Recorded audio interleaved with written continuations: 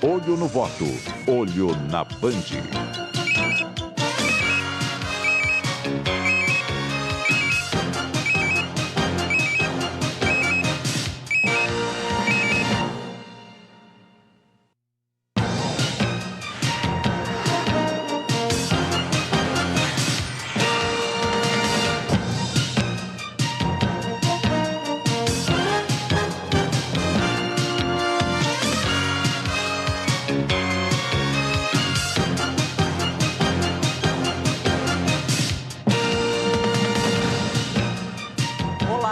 Boa noite a todos. Boa noite. Está no ar a partir de agora o primeiro debate entre os dois candidatos mais votados para a presidência da República.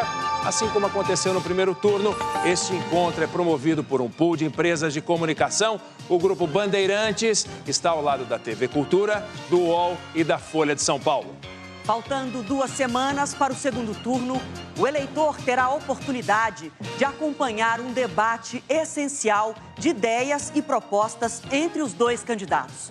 Eu gostaria de agradecer, em nome do pool, a presença aqui no estúdio da Band do ex-presidente Luiz Inácio Lula da Silva, do PT, e do presidente Jair Bolsonaro, do PL. Para entender a dinâmica do debate, que será dividido em 3 blocos, vamos acompanhar agora as regras aprovadas pelas duas campanhas. Cada candidato, por ordem de sorteio, tem 1 minuto e meio para responder a mesma pergunta feita por um dos mediadores.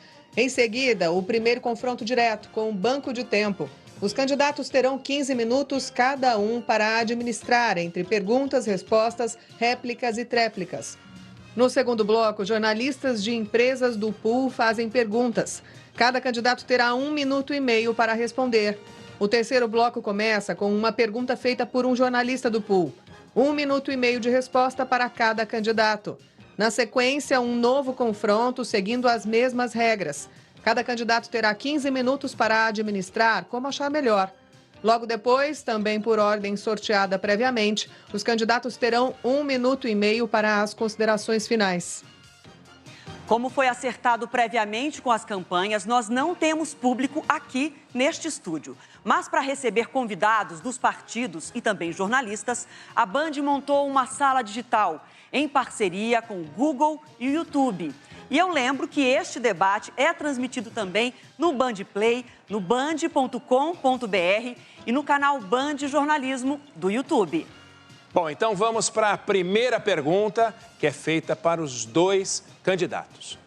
Existem 2 tipos de despesa do governo.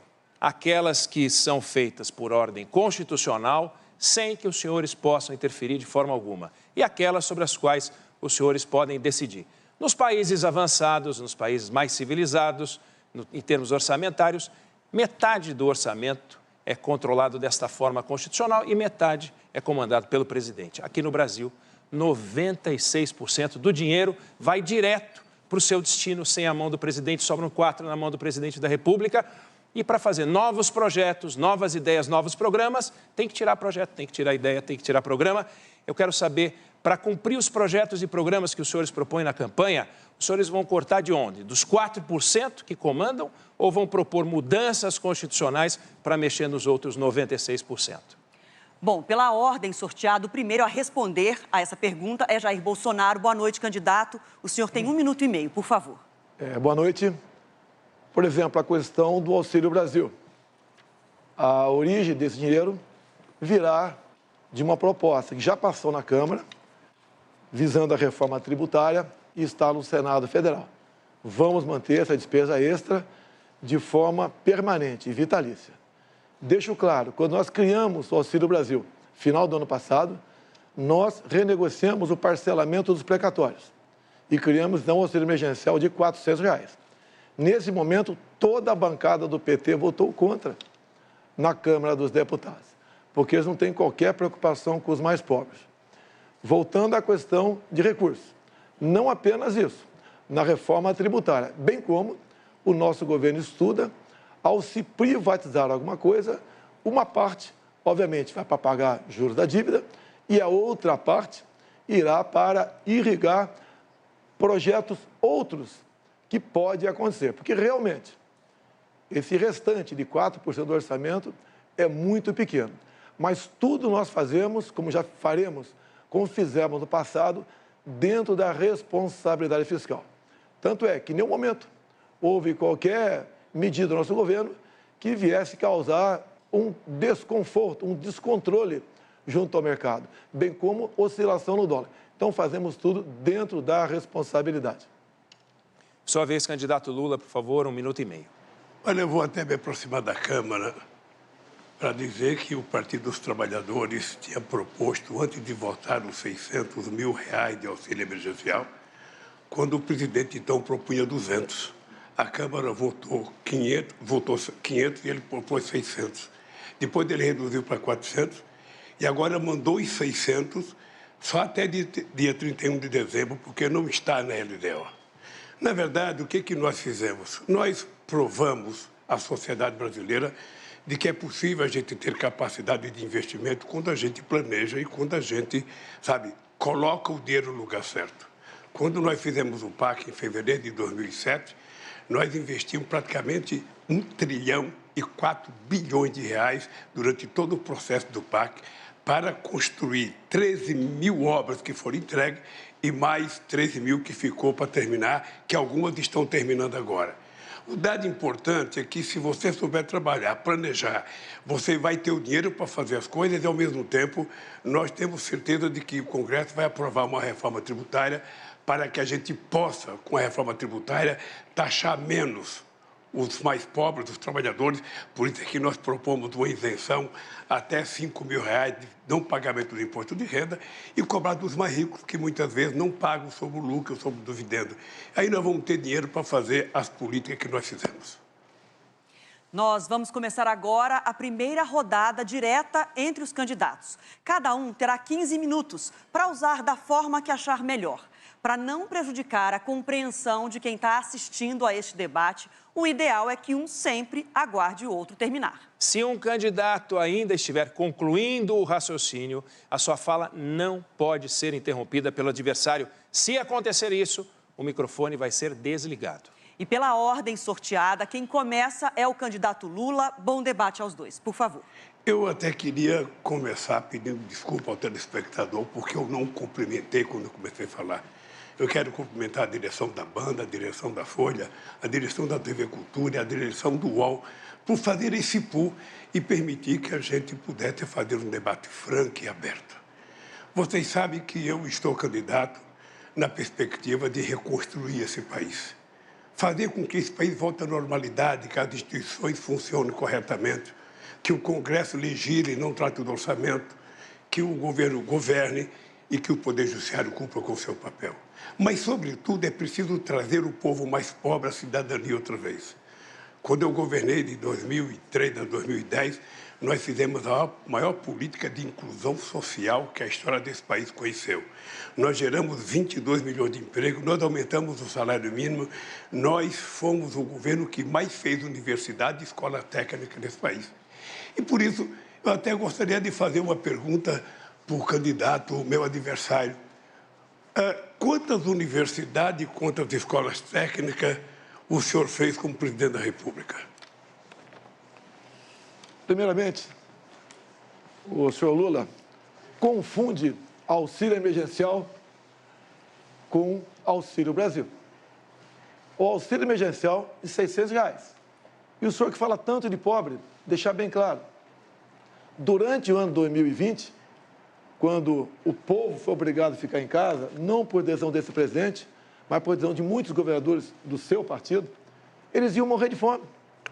E só de auxílio emergencial em 2020, nós gastamos o equivalente a 15 anos de Bolsa Família.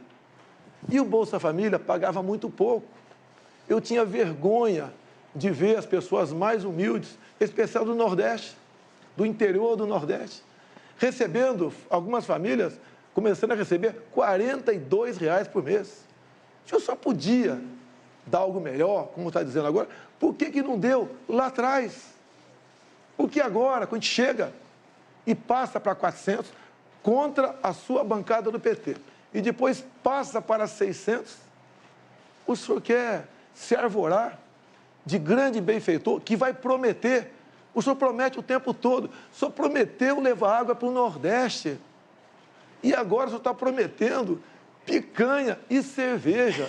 O senhor não fica vermelho com essas propostas mirabolantes e mentirosas? Creio que para governar o Brasil, tá, nós temos passado. Nós não somos candidatos aqui de primeira viagem. Então o senhor tem seu passado que é lamentável, é triste. Em especial entre os mais humildes, os mais pobres do Brasil. Eu quero falar agora com o pessoal do Nordeste. Quanto era o Bolsa Família? Começava com R$40. Nós triplicamos com o Auxílio Brasil a média do Bolsa Família. Hoje, a dona de casa vai no supermercado e compra realmente algo para levar para casa. No passado, ia com o carrinho vazio. Então, promessas, estamos cheios e a grande prova de promessas vazias é esta que o senhor aqui, o seu partido, foi contra a criação do Auxílio Brasil. Eu perguntei quantas universidades você fez.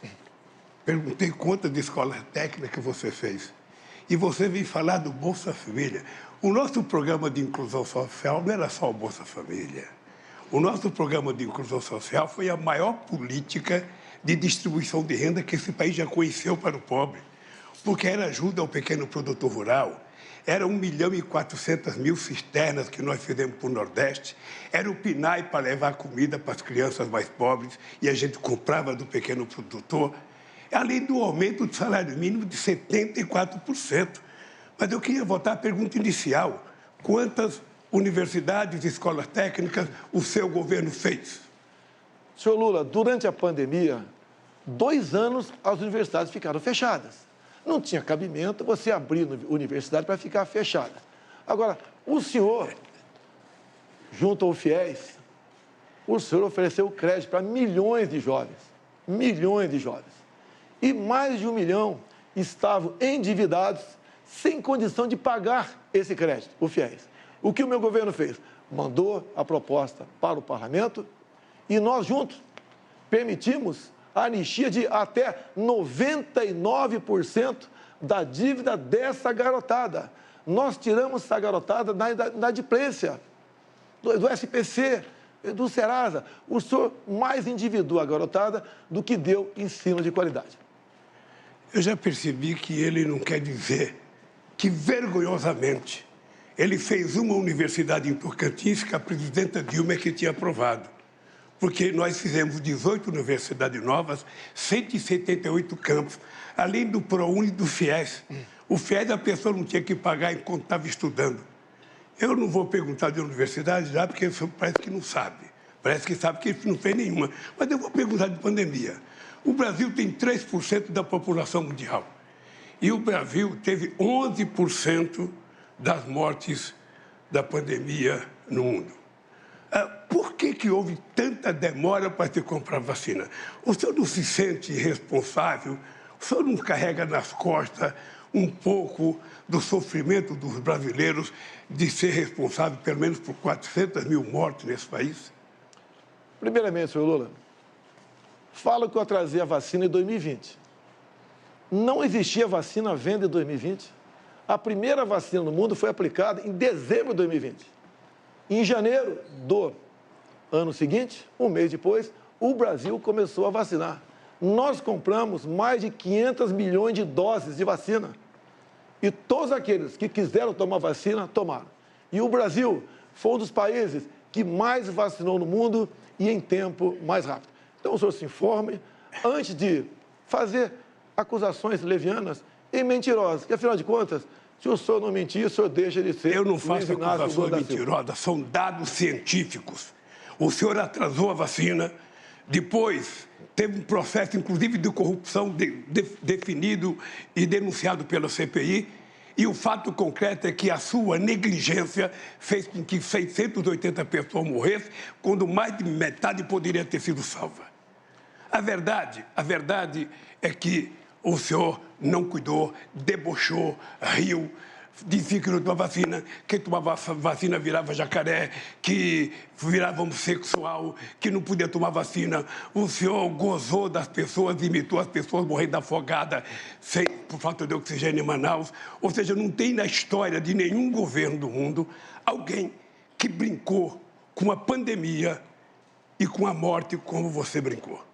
Brincou. É só mostrar na televisão, não vai dizer que é fake news, não, porque você aparece na televisão rindo, imitando pessoas sem ar, você aparece dizendo que quem tomar vacina vai pegar, você virou remédio, você virou vendedor de um remédio que não servia para nada, você divulgou um remédio que a ciência negou o tempo inteiro, você não respeitou o Butantan, você não respeitou a Fiocruz, que são laboratórios de excelência nesse país, que poderia ter ajudado. Se tivesse humildade, você poderia ter resolvido parte do problema. Mas, certamente, você não quis resolver, porque você não quis entender o sofrimento do povo. Senhor Lula, tem um vídeo do senhor, o senhor dando graças a Deus que a natureza criou o Covid. Senhor Lula, o que eu fui contra foi o protocolo do senhor Mandetta, que mandava a pessoa infectada ir para casa até sentir falta de ar. E eu fiquei indignado com isso. A vacina, senhor Lula, não é para quem está contaminado. A vacina é para quem ainda não foi contaminado.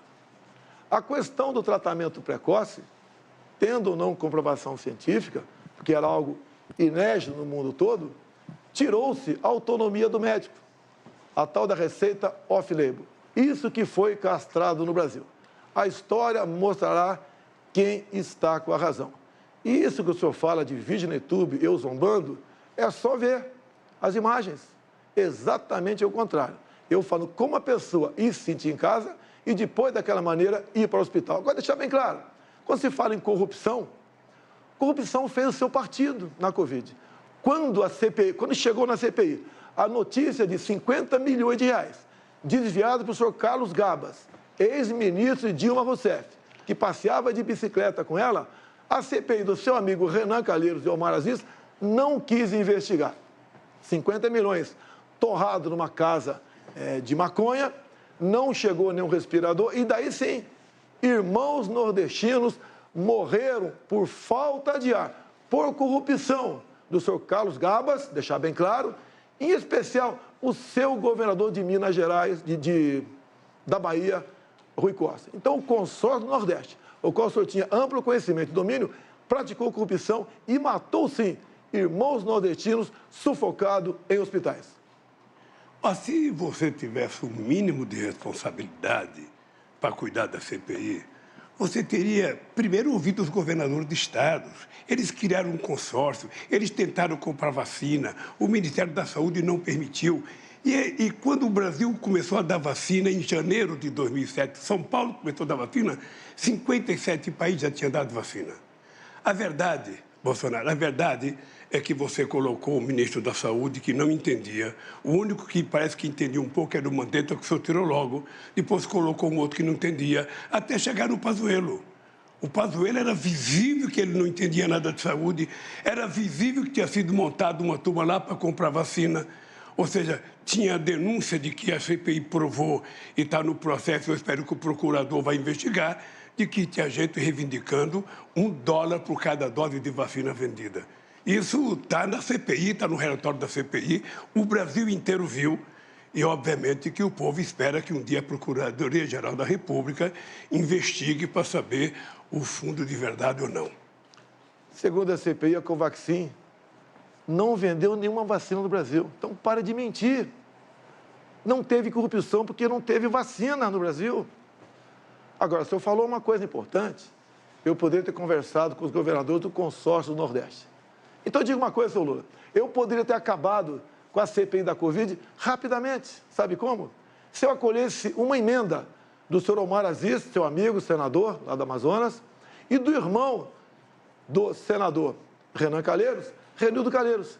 Porque eles queriam, nessa emenda, a uma medida provisória nossa, que qualquer governador e prefeito, que pese a grande maioria serem honestos, pudessem comprar vacina em qualquer lugar do mundo, sem a certificação da Anvisa e sem a licitação. Seria a a roubalheira maior. E quem pagaria a conta? O governo federal. Então, não aceitamos a continuidade da roubalheira do consórcio Nordeste, depois de 50 milhões, queria continuar comprando vacina em qualquer lugar do mundo, sem certificação e sem licitação. Uma vergonha se tivesse sido aprovado. Não aceitei ser aprovado e a CPI foi embora e não achou nada sobre mim ou sobre o senhor Pazuello, porque nada nós devemos. Não, a vergonha, na verdade, é você carregar nas costas a morte de 400 pessoas que poderia ter sido evitada se tivesse comprado a vacina no tempo certo, no tempo correto. A ciência fala isso todo dia. O senhor recebeu proposta de vacina muito cedo e não quis comprar porque não acreditava. É visível, o povo brasileiro sabe que você começou não acreditando na pandemia. Era uma gripezinha, era uma coisa que ia matar um ou outro velhinho. Era assim que você tratava a questão da pandemia. O Mandetta foi mandado embora porque o Mandetta dizia que a pandemia era grave, que era preciso cuidar. Mas você não. Você resolveu dizer que era uma gripezinha, brincava de não tomar vacina, colocou em sigilo o seu cartão de vacina para ninguém saber se você tomou ou não tomou. Ou seja, numa atitude que afrontava, sabe, a fé do povo brasileiro, que queria um presidente que cuidasse com carinho, que evitasse a quantidade de mortes que houve. Isso não foi feito pelo presidente Bolsonaro. Em fevereiro de 2020, nós decretamos estado de emergência no Brasil. A TV Globo, com todo o seu conglomerado, com o seu Drauzio Varela, começaram a falar exatamente o contrário. O Brasil é um clima quente, não tenham medo da Covid. E quem falou em gripezinha foi lá. O que eu sempre disse, que as pessoas saudáveis não tinham o que temer no tocante à Covid. Não poderia abusar, obviamente. E nós recomendamos aos mais idosos e aos que com morbidade realmente tomassem cuidado. Foi o papel do governo, que em primeiro lugar, talvez, do mundo, decretou estado de emergência, que foi ignorado por aqueles que queriam o carnaval a qualquer preço. Então, senhor Lula, não continue mentindo, pega mal até para a sua idade. Pelo seu passado, não vou dizer que o seu passado é lamentável. Ah, mentira é você. Mentira é você. Porque os números estão ali na empresa todo dia. Você é o rei da fake news, é o rei da estupidez de mentir para a sociedade brasileira. E você mentiu sobre a vacina o tempo inteiro, negligenciou a vacina, e o Brasil hoje carrega a pecha de ser o país, sabe, que tem mais morte pelo Covid. É lamentável. E mais ainda, o senhor não se dignou a visitar uma família que teve alguém que morreu de Covid. E depois, para mostrar que é bonzinho, tentou ir no enterro da rainha da Inglaterra, quando poderia ter visitado centenas de pessoas que morreram do Covid aqui. Disse que não morreu nenhuma criança, morreu 2.000 crianças de Covid. Mas disse que não morreu porque o senhor não queria acreditar na Covid. Era preciso continuar mentindo sobre a Covid, era preciso continuar desacreditando. E eu sei o que pensa o povo que perdeu alguma ente querida. Eu mesmo perdi uma sogra, sabe, por causa do Covid. Fez discurso em cima do caixão da esposa e está se comovendo pela sogra. Senhor Lula, entenda uma coisa, senhor Lula. Entenda uma coisa, por favor. Os enterros eram com caixão lacrado. Ninguém podia o enterro, nem familiares. E eu visitei hospitais, sim. E o senhor não tem conhecimento. Só que eu não preciso fazer propaganda do que faço. Me comovi. Me preocupei com cada morte no Brasil. Repito, o Brasil, o país... Você se preocupou me interrompendo. Você ria o tempo inteiro. Agora que você está candidato, você está mostrando uma seriedade que deveria ter mostrado lá. É isso. O Rio... Simples assim. Você não foi no hospital, não foi visitar uma pessoa, não foi visitar um parente. O Rio é mais uma mentira tua. Basta ver o vídeo quando aconteceu a questão da falta de ar.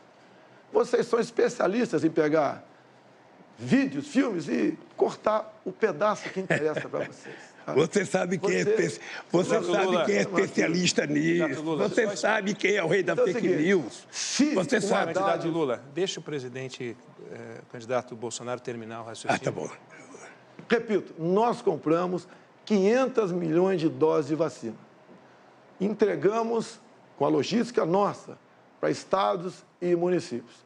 O Brasil foi um exemplo para o mundo no tocante à vacinação. Menos de um mês, depois da primeira dose aplicada no mundo, o Brasil começou a aplicar. E todas as vacinas foram compradas pelo governo federal. Nos orgulhamos desse trabalho. Salvamos milhões de vidas. Se fosse com alguém no teu governo, alguém do consórcio Nordeste, vocês tinham roubado tudo e teria morrido muita gente cuja morte poderiam ter sido... Eu vou lhe contar como é que se vacina. Em 2010, teve a gripe H1N1. Em 3 meses, nós vacinamos 80 milhões de pessoas. Em 3 meses. Porque o Brasil é um país que tem expertise em vacinação. Aliás, o Brasil é exemplo do mundo em vacinação. O Brasil vacilou quando teve um presidente que não cuidou e que não foi responsável, que brincava e que não acreditava na vacina. E a verdade é essa. A verdade é essa. Sabe, o senhor carrega nas costas o peso de pelo menos 400 mil pessoas que morreu por conta do negligenciamento e o negacionismo da vacina. Chega de mentira, vamos passar para outro assunto aqui. Em 2006, 59 policiais foram executados aqui no estado de São Paulo. E por que isso? Porque teriam que transferir o Marcola para um presídio de segurança máxima. Ele não podia mais ficar aqui comandando o crime. O seu governo não transferiu o Marcola.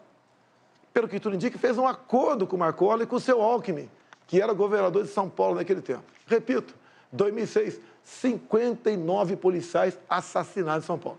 Teve que eu chegar em 2019, juntamente com o ministro Sérgio Moro, para que nós, então, tirássemos o Marcola de presídio estadual aqui em São Paulo e mandasse para um presídio federal, num regime todo especial, sem qualquer comunicação com o mundo exterior. Isso, rapidamente, começou a cair o número de mortes violentas em nosso país. Por que você não transferiu o Marcola em 2006, já que tinha um pedido do MP estadual fazer isso? Era simpatia, amizade ou um grande acordo naquele momento, juntamente com o seu vice, atualmente, Geraldo Alckmin? O candidato sabe que quem cuida de crime organizado não sou eu.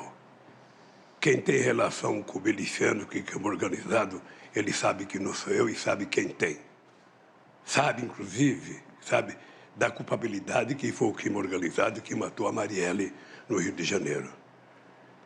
Eu, se tivesse pedido para transferir, a gente transferia porque fui eu que fiz prisão de segurança máxima. 5 prisões, 5. 5 prisões de segurança máxima foi feito no meu governo. E se o Alckmin, governador, não quis transferir, é porque ele tinha razão para não transferir. Quem sabe a segurança dele tinha razão para transferir. Sabe? Mas o dado concreto é o seguinte, você está falando com um cara que fez 5 presídios de segurança máxima nesse país. Quanto você fez? Nenhum. Nenhum. Então, eu acho que a mentira aqui não é minha. A mentira aqui é de um presidente que não pode mentir, porque o presidente tem que respeitar o cargo, não é possível. Senhor Lula, amizade com bandido. Eu conheço o Rio de Janeiro. O senhor esteve atualmente no Complexo do Salgueiro. Não tinha nenhum policial ao seu lado, só traficante. Tanto é verdade a sua afinidade com traficantes, com bandidos, que nos presídios do Brasil, cada 5 votos, o senhor teve 4 votos. E quando a gente volta para o Marcola foi flagrado. Teve ligação telefônica grampeado. E ele diz ali, chama o senhor de um palavrão, que eu não vou falar aqui, e diz que prefere o senhor do que a mim. Essa é a verdade. Fazer presídio e deixar os amigos soltos em outro presídio comandando o crime, isso é um crime, senhor Lula.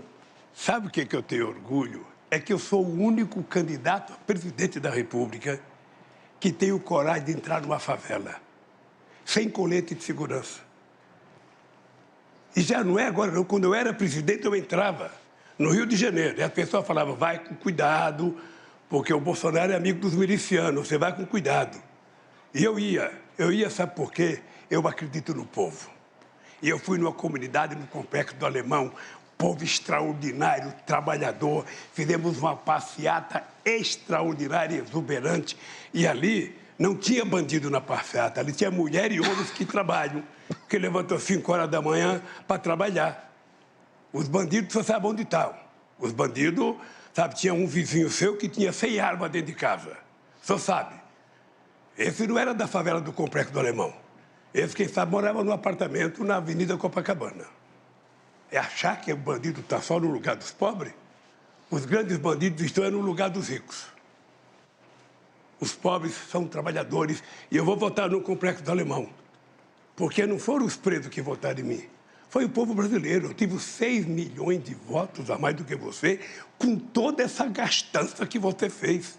Se pegar todos os presidentes, desde Marechal Deodoro até agora, ninguém colocou 10% do dinheiro que o senhor colocou nessa coisa. É só eu falar uma coisa, o senhor vai lá e faz. Eu falei do preço da gasolina, vai lá reduzir o preço da gasolina. Ele reduziu, vai aumentar outra vez. Não pense que ele disse que não manda na Petrobras, que é o presidente que aumenta.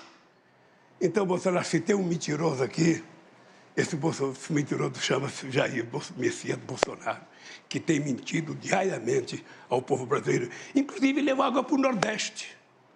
Todo mundo sabe que quem fez a transposição do Rio São Francisco foi esse que vos fala, porque eu sou nordestino, já tive a experiência de carregar balde d'água e lata d'água na cabeça. Portanto, não minta. Transposição São Francisco. Era para ter acabado em 2010. No seu governo. Passou para 2012, governo Dilma. Só que o Brasil vivia uma explosão de corrupção. O senhor negou água para os seus irmãos nordestinos. Eu fui lá com o Rogério Marinho, que agora se elegeu senador pelo Rio Grande do Norte. O povo reconheceu o trabalho dele. O senhor fez, na verdade, é uma obra que não chegava a lugar nenhum. Pegamos uma obra parada há quase 10 anos. É pior uma obra parada há quase 10 anos do que começar uma obra. O senhor desviou, sim, foi muito dinheiro para a corrupção. Tudo tinha corrupção no seu governo, tudo. O senhor negou água para nordestino. Eu levei água com a transposição e com o Rogério Marinho. E mais ainda, o Exército tem trabalhado muito no Nordeste para cavar poços para essas pessoas que ficaram longe desses córregos enormes que a água do São Francisco. Então, o senhor realmente maltratou. Devia ser prioridade total tua. Prioridade número 1 e não 0. Prioridade número 1. E não fez isso. Negou água para o povo nordestino. O senhor realmente é uma pessoa fantástica em falar em vergonha nacional. Olha, eu vou contar uma coisa. Se tem uma coisa que é cara de pau, é o cara de pau desse cara. Porque eu fiz 88% das obras do São Francisco. Ele fez 3,5%. 3,5%. Da mesma forma que ele fala que fez ferrovia. Da mesma forma que fez o 163. Tudo feito pelo governo do PT. Mais de 80% das obras feitas. E ele vai lá, termina. Quando eu tomei posse em 2003, o Fernando Henrique Cardoso estava fazendo uma ponte lá de Vida Minas com Mato Grosso, eu fui lá inaugurar e fiz justiça ao Fernando Henrique Cardoso, disse que era dele. Você poderia, pelo menos, ter sensatez de quando inaugurar, fala, gente, eu quero dizer que essa obra aqui é do presidente Lula, ele foi mais competente que eu, ele fez a obra, sabe? Eu só vou aqui dar um empurrinho para acabar esse pedacinho que está faltando. Mas dizer que foi sua? Você acha que alguém acredita? Você acha que o nordestino que está vendo a gente na televisão acredita que foi você que levou água? Que você fez ferrovia? Não tem um projeto seu?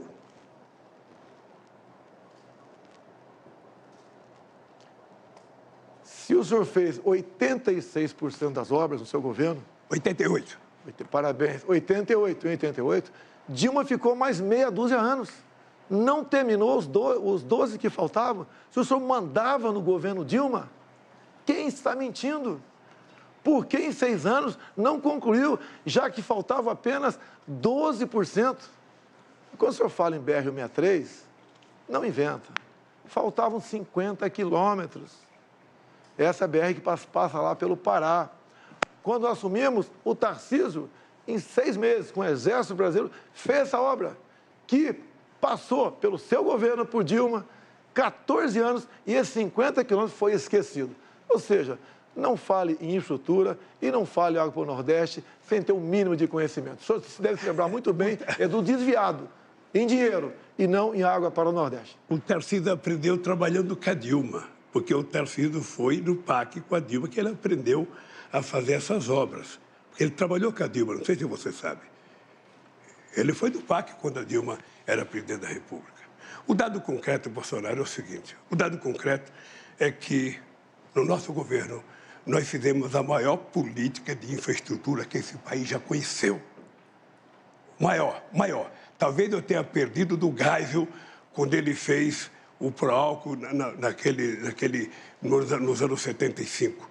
Porque nós fizemos a maior quantidade de obras de infraestrutura que esse país já conheceu.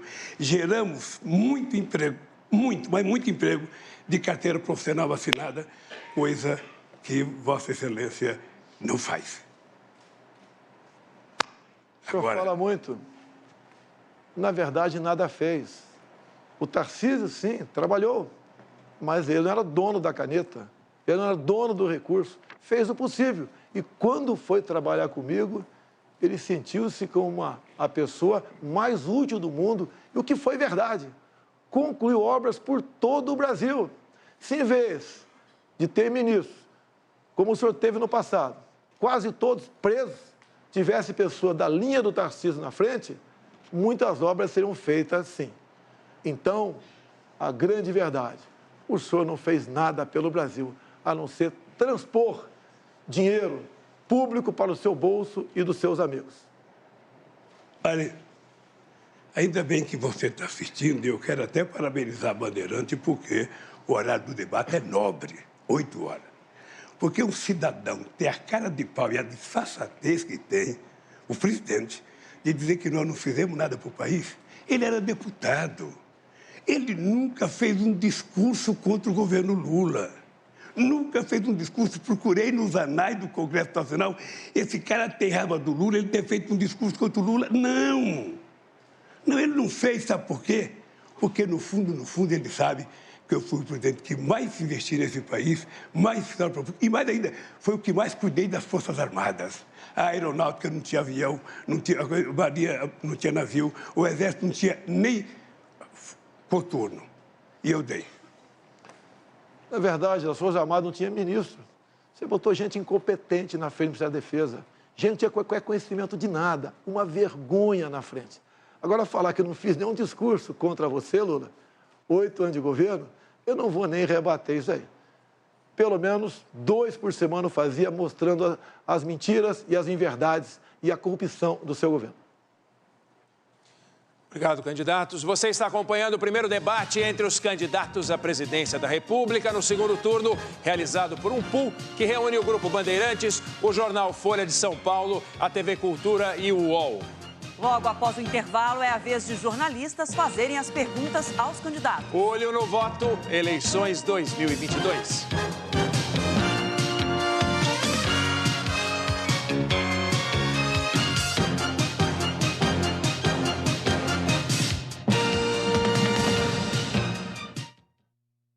O que acontece antes do seu play? No YouTube, todas as pessoas podem se expressar e ser ouvidas no mundo inteiro. Trabalhamos constantemente na evolução das nossas diretrizes. Removemos conteúdos que violam nossas políticas. Reduzimos o alcance de conteúdos duvidosos. Recomendamos conteúdos de fontes confiáveis. E recompensamos criadores de conteúdo de qualidade. Antes do seu play, o YouTube trabalha muito para combater a desinformação.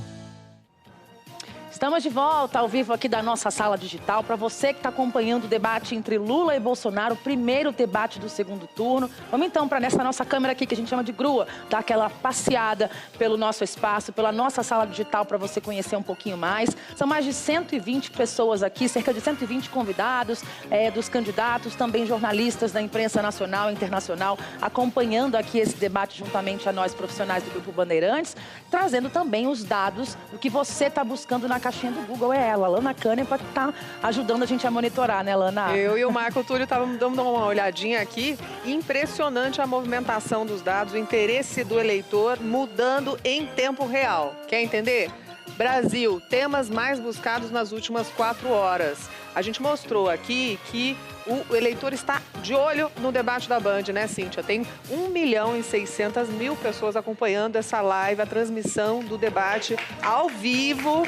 E essa informação é interesse do eleitor, olhando aqui para esses dados também. Então, os temas mais buscados. Olha essa mudança aqui, que impressionante. A gente teve um crescimento expressivo de Covid. A gente recebeu o relatório aqui que Covid mais que dobrou o interesse de busca aí nas últimas horas. A gente está acompanhando as últimas 4. Covid saiu de último lugar e foi para primeiro. A gente está aqui nos grandes temas aqui no Brasil, mas vários desses temas que cresceram estão associados à saúde também. Mas a gente vê preços em segundo lugar, que estava vindo em primeiro, pesquisa eleitoral, escola, concurso público, educação, professor e dólar.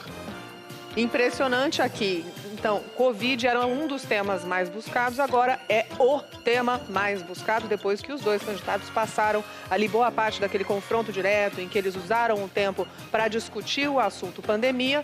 Covid deu um salto de interesse de busca. A gente vê isso exatamente aqui, veja, o debate começou às 8 horas, a gente está mostrando agora os principais temas que foram buscados dentro do assunto saúde. Essa categorização é feita automaticamente. Vejam que depois que o debate começou, o tema vacina, que começou em quarto, vacina cresceu mais de 90%, chegou a ficar em primeiro e agora está em segundo nesse exato instante. Remédio caiu aqui para a terceira posição. Câncer e farmácia trocaram aqui, mas você vê que o debate influencia muito, né? O que os candidatos discutem lá ao vivo vai para o comportamento de busca em casa, e isso é mostrado aqui também. A gente separou uma terceira visualização que antes da gente entrar nesse próximo tema, posso interromper vocês rapidinho? O pessoal bateu palma aqui agora há pouco, porque temos aí mais de 1.600.000 pessoas acompanhando a gente. Isso no YouTube, né? Dentro do nosso pool, fora quem está acompanhando a gente pela tela da Band. E tem mais, já é a maior live de jornalismo da história, merece palmas de novo, vai, gente. É isso. E tem mais, o tema debate, o debate ao vivo, é o 5º termo de maior alta na busca ali do Google, um salto aí de mais de 1000%, esses dados que o pessoal do Google está trazendo para a gente aqui dentro dessa parceria. Podem voltar para o assunto política agora. Muito bom. Agora, dentro do assunto política. Então, retomando, a gente viu, em temas geral, Covid subindo de 8º para a primeira colocação. Dentro do tema saúde, Covid-19 e vacina também com uma alta bastante expressiva. Agora, o tema política. Aconteceu movimentação aqui também com base no que os candidatos falaram, né, Marcos? Teve bastante movimentação. A gente segue percebendo que pesquisa eleitoral ainda é um tema muito buscado, tem muito interesse. Mas a gente vê aqui, Lana, principalmente corrupção. Veja que corrupção começou há 4 horas em penúltimo lugar. Foi o debate ter começado ali perto de 7h58. Esse tema foi discutido durante esse bloco também e as pessoas passaram a buscar mais. Lembrando que a gente consegue fazer a identificação automática. A pessoa não está digitando exatamente a palavra corrupção, ela está digitando temas relacionados. A inteligência artificial do Google consegue reunir esses temas e categorizar aqui dentro. Vejam que TSE, que está aqui em segundo, que também foi falado, aparece aqui também como uma variância, e a gente tem aqui o termo fake news em 5º lugar, com bastante variação também. Muito obrigada. Vamos continuar acompanhando, né, Cíntia? Seguimos acompanhando, e você também, porque, debate na Band é um dos 50 termos mais pesquisados no mundo inteiro, e você continua acompanhando com a gente o primeiro debate do segundo turno entre o presidente Jair Bolsonaro e o ex-presidente Lula. A gente segue daqui monitorando as buscas do Google em tempo real. Até já.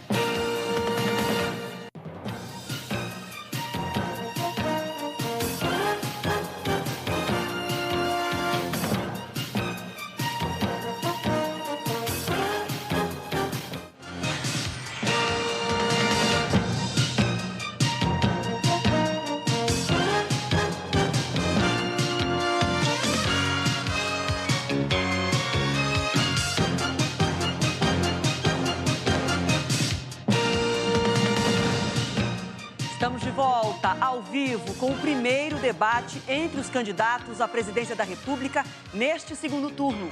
Um encontro realizado por um pool que reúne o Grupo Bandeirantes, a TV Cultura, Folha de São Paulo e o portal UOL. O programa é exibido também no Band News TV e nas rádios Bandeirantes e Band News FM. Neste bloco, jornalistas das empresas que integram o pool fazem as perguntas para os candidatos. Cada jornalista faz uma pergunta que será respondida pelos dois candidatos e o tempo para a resposta é de 1 minuto e meio. Lembro que a ordem de resposta foi definida em sorteio prévio e será intercalada a cada nova pergunta. O primeiro a responder será o candidato Lula e quem faz a pergunta é a jornalista da TV Cultura, Vera Magalhães.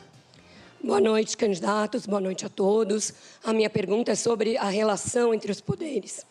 A separação e a independência entre os poderes da República é uma das cláusulas pétreas da Constituição.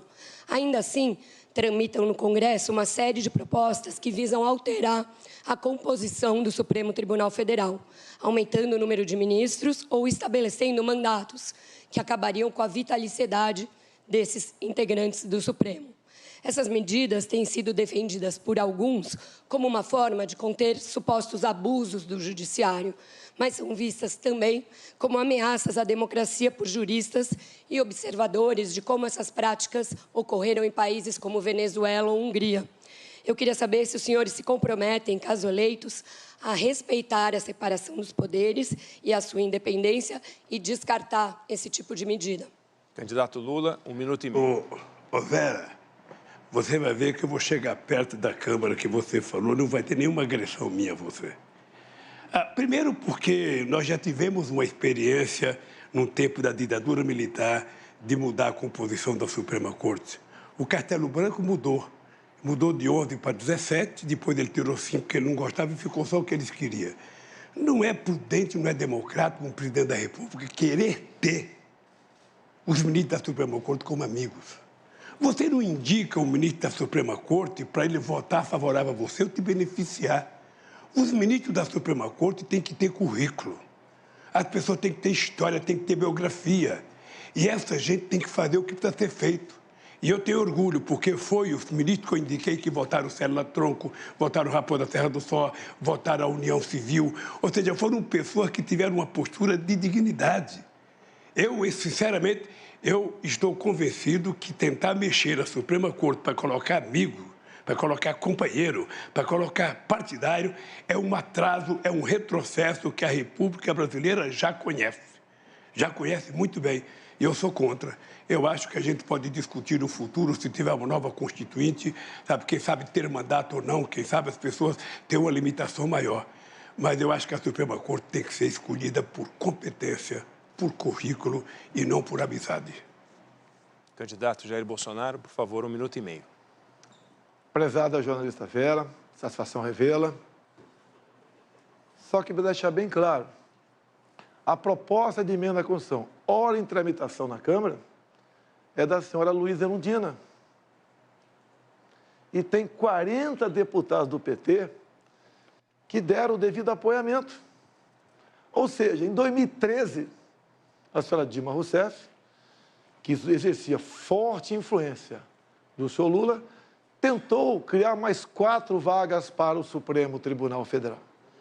Da minha parte, está feito o compromisso. Não terá nenhuma proposta. Como nunca estudei isso com profundidade. Mas deixo claro, no momento, o PT tem 7 ministros indicados para o Supremo Tribunal Federal. Eu tenho 2.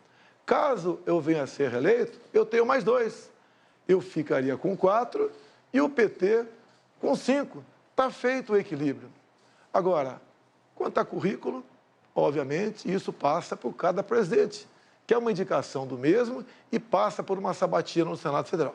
Faltou só o senhor Lula, o senhor dizer que o senhor só é candidato à presidência da República por causa de um ministro que foi cabo eleitoral de Dilma Rousseff e depois, por ela, foi indicado para o Supremo Tribunal Federal, o senhor Fachin. Então, o senhor só está disputando a eleição aqui por obra e graça de um amigo indicado pelo PT. Bom, enquanto o candidato Jair Bolsonaro respondia, o presidente Lula levantou a mão solicitando direito de resposta. Só um minutinho, por favor, candidato. Então, está sendo encaminhada à comissão. Daqui a pouquinho a gente traz essa resposta, se será concedido ou não. Bom, acabo de receber a resposta já. O pedido de direito de resposta não foi concedido. Vamos seguir, então, com o debate. A próxima pergunta a ser respondida, primeiro, pelo candidato Jair Bolsonaro. Quem faz é o jornalista do Grupo Bandeirantes, Rodolfo Schneider. Boa noite, Rodolfo. Boa noite aos candidatos. Os senhores têm sido muito cobrados e até criticados por não entrarem, aprofundarem tanto em alguns setores, colocando mais propostas e ideias. Então, eu queria falar um pouco sobre economia. No primeiro turno, aqui nesse debate, perguntei aos dois sobre os R$600. De onde virão os R$600 para o auxílio tão fundamental para milhões e milhões de brasileiros? De onde viria, já que não está na previsão? Estouraria o teto? Tiraria de outros orçamentos? Isso não foi respondido pelos dois, é uma boa oportunidade. Mas queria pegar um outro ponto na questão da economia. Privatização. O presidente Jair Bolsonaro recentemente defendeu na questão de preços a privatização da Petrobras. Queria saber se continua defendendo, qual seria a política de preços e, no caso também do presidente Lula, o que seria, o ex-presidente Lula, o que seria a sua política com a Petrobras e também política de preços com relação aos combustíveis. Boa noite. Obrigada, candidato Bolsonaro. 1 minuto e meio. Política de preços. A Covid, a pandemia, o fica em casa, uma guerra lá fora, explodiu o preço dos combustíveis no mundo todo. No Brasil não foi diferente. Mas nós tínhamos obrigação de buscar uma alternativa. Fomos ao Parlamento, à Câmara e ao Senado. Foi apresentada uma proposta, um projeto, muito debatido. No final, o Congresso votou e eu sancionei a redução do teto do ICMS para 17% no máximo. E eu, como presidente da República, abri mão de todos os impostos federais dos combustíveis. Deixo claro que essa proposta, todos os senadores do PT votaram contra, obviamente, no Senado Federal. Isso puxou o preço das coisas lá para baixo. Estamos no 3º mês com deflação. Segundo a Abras, do mês passado para agora, os produtos da cesta básica do supermercado caíram em média 20%. Temos hoje uma das gasolinas mais baratas do mundo. Trabalho de quem? Jair Bolsonaro e Congresso Nacional. O mundo todo, com alta nos combustíveis, alta de inflação. E o Brasil, no caminho certo, com Paulo Guedes. Orgulho do nosso governo, a economia e o povo em primeiro lugar. Candidato Lula, 1 minuto e meio.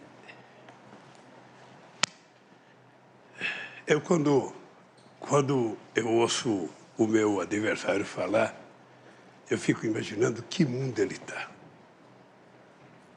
Primeiro porque esse país hoje só refina 80% da gasolina que usa. A gente refinava 100%, a gente refinava tudo que a gente consumia. Esse país parou de refinar, portanto, a gente tem hoje, com a privatização da BR, dizendo que a BR tinha monopólio, era preciso ter mais empresa concorrendo, queria baixar o preço. Aí vendeu-se a BR, vendeu-se a BR, e hoje nós temos 392 empresas importando gasolina dos Estados Unidos, sem pagar imposto e com o preço dolarizado.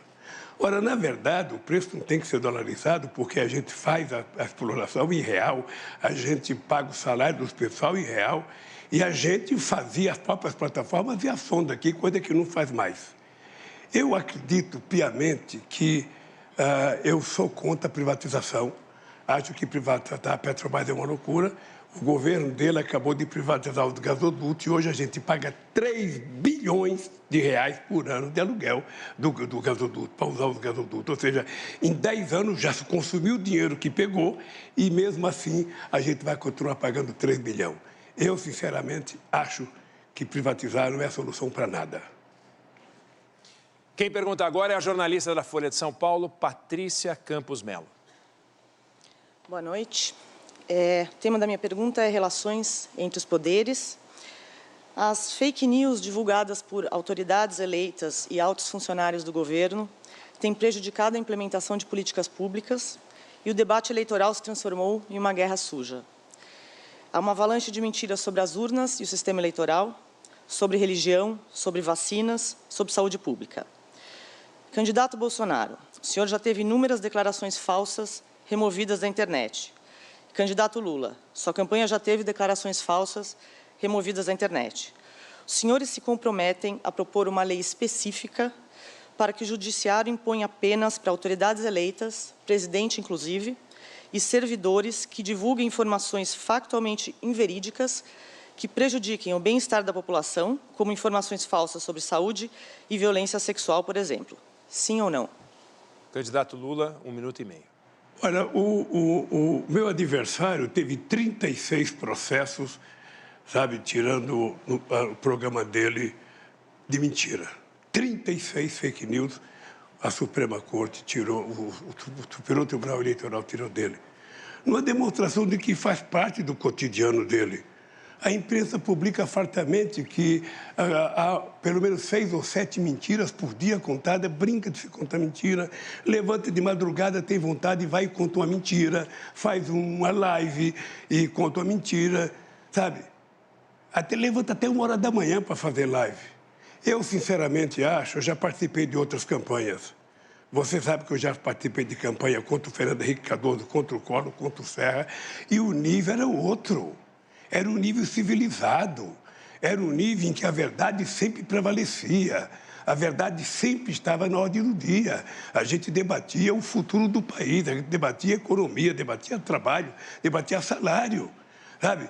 Por exemplo, sabe, nós temos 36 milhões de pessoas que vivem com salário mínimo e faz 4 anos que não se aumenta o salário mínimo nesse país. Eu acho que a campanha tem que ser regulada, a justiça tem que tomar decisão e toda vez que houver mentira, nós vamos entrar com processo para tirar as coisas que são mentirosas.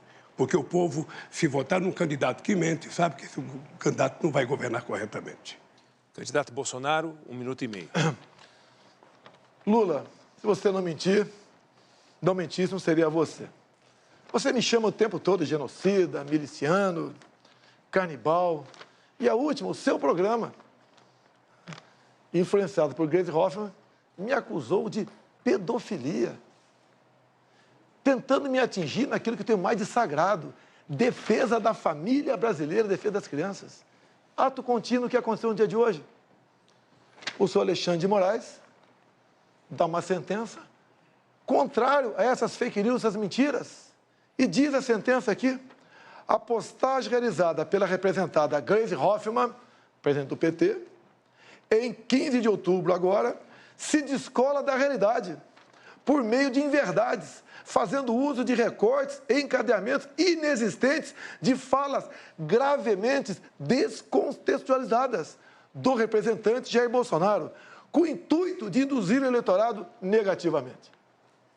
Tal contexto evidencia a divulgação de fato sabidamente inverídico, notadamente por se tratar de notícia falsa divulgada durante o segundo turno da eleição presidencial. Sem mentir. E aqui, de forma concreta, uma sentença do ministro Alexandre de Moraes. Sem mentir, você chega aonde? Você não tem que falar do seu passado, que não tem nada que preste o seu passado. Só tem que mentir para tentar denegrir a imagem dos outros. O próximo a perguntar é o jornalista do UOL, Josias de Souza. Boa noite, Josias, por favor. Muito boa noite. Boa noite, senhores candidatos. Eu vou perguntar sobre 2 temas numa única pergunta. Os temas são relação entre poderes e governabilidade. O governo Lula comprou o apoio do Centrão com o Petrolão. O governo Bolsonaro comprou o apoio do Centrão com o orçamento secreto. A pergunta é muito singela. Quem for eleito em 30 de outubro terá de se relacionar com o Congresso. Há muitas reformas por aprovar. O que os senhores farão para que esse relacionamento se dê sem a necessidade de comprar apoio legislativo? O primeiro a responder agora é o candidato Bolsonaro, por favor. Prezado Josias, por favor, eu comprei com orçamento secreto, eu vetei derrubar o veto. Agora, se eu comprei, eu tenho um voto. Vamos supor que o senhor seja deputado. Se o senhor recebeu um dinheiro do orçamento secreto, o senhor vai votar comigo. É lógico ou não é? É lógico. Eu tenho aqui uma lista preliminar. 13 deputados do PT que receberam recurso desse tal orçamento secreto. Eu não tenho nada a ver com esse orçamento secreto. Posso até entender que o parlamento trabalha melhor na distribuição de renda do que nós, por lá de cá, o meu Ministério da Economia e o presidente. Agora, por favor, Josias, fala que eu comprei com orçamento secreto, eu posso te trazer, numa outra oportunidade, mais nomes que receberam fortunas desse dito orçamento secreto. Então, se eu tivesse esse poder, primeiro que eu tenho caráter, não faria isso. E só para controle, esse orçamento foi criado por Rodrigo Maia, sabidamente uma pessoa que queria tirar poder de mim. Eu queria, na verdade, José, que fosse verdade, que o orçamento estivesse nas minhas mãos. Eu faria melhor uso dele, pode ter certeza disso. Como o Tarcísio tem feito nas suas obras, o Rogério Marinho, entre outros. Agora, por favor, José, você é jornalista, você é uma pessoa inteligente. Eu jamais daria dinheiro para essa turma toda aqui se não estivesse votando comigo, né? Se bem que eu nunca comprei voto de ninguém. Por favor, candidato Lula, 1 minuto e meio. Josias, a primeira coisa que você tem que aprender é que um presidente da República, quando ele é eleito, ele vai governar e lidar com o Congresso que foi eleito. E quem elegeu o Congresso foi o povo brasileiro. Se os deputados são bons ou não, o povo brasileiro tem responsabilidade por quem indicou. E é com quem tem mandato que o governo se relaciona. O suplente não vale, os que ficaram em segundo lugar não vale. É exatamente com as pessoas que foram eleitas. Isso vale para todos os presidentes da República. Vale para você se fosse eleito presidente. Eu vou tentar confrontar essa história do orçamento secreto. Eu vou tentar criar um orçamento participativo, que foi uma coisa que nós criamos nos estados brasileiros. Todo mundo se lembra que o sucesso do orçamento secreto nas prefeituras do PT foi... A ONU pediu para que a gente, fosse para o mundo divulgar o orçamento participativo. Agora, com a internet, nós vamos tentar fazer um orçamento participativo. Nós vamos pegar o orçamento, o orçamento do ano que vem já está pronto. Eu vou ganhar as eleições, vou tomar posse, o orçamento está pronto. Eu não sei se eu vou mudar o orçamento ou não. Mas nós vamos pegar o orçamento e vamos mandar para o povo dar opinião para saber o que ele quer efetivamente que seja feito, para ver se a gente consegue diminuir o poder de sequestro que o Centrão fez no presidente Bolsonaro. Obrigada, candidatos. E assim chegamos ao final de mais este bloco no debate histórico, que reúne os dois candidatos à presidência no segundo turno, realizado aqui nos estúdios da Band, em São Paulo. Uma parceria do Grupo Bandeirantes com o UOL, TV Cultura e Folha de São Paulo. E eu aproveito para trazer uma informação para vocês de agora. Neste momento, o debate já bateu o recorde de maior live jornalística do YouTube da história. E depois do intervalo, um novo embate direto entre os candidatos. Eu e a Adriana Araújo nos despedimos, porque o próximo bloco terá a mediação de Leão Serva, da TV Cultura, e Fabíola Cidral, do UOL. Olho no voto, eleições 2022.